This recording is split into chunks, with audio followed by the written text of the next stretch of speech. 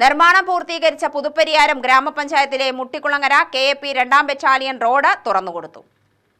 MLAയുടെ പ്രാദേശിക വികസന ഫണ്ടിൽ നിന്നും 20 ലക്ഷം രൂപ ചിലവഴിച്ചാണ് റോഡ് നിർമ്മിച്ചത്. A. പ്രഭാകരൻ MLA ഉദ്ഘാടനം ചെയ്തു.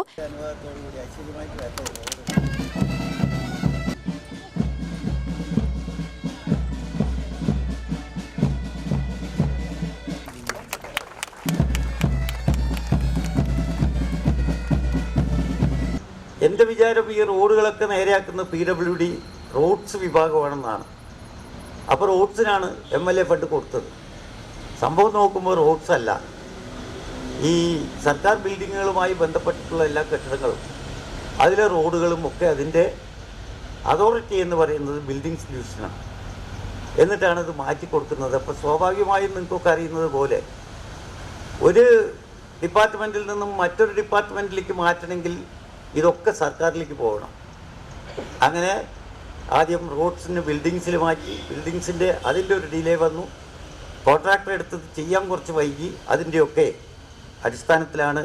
അതുകൊണ്ടാണ് നല്ലൊരു അനൗൺസർ നിങ്ങൾക്ക് കിട്ടിയിട്ടുണ്ട് ഗംഭീരമായിട്ട്. ഞാനിങ്ങനെ അതാണ് തിരിഞ്ഞു നോക്കിയത്.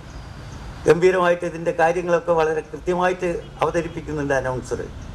ഞാൻ പറയുന്നത് 2023, 22-23 23-24 ഫണ്ട് മാഡം 23-24 വെരി ഗുഡ്.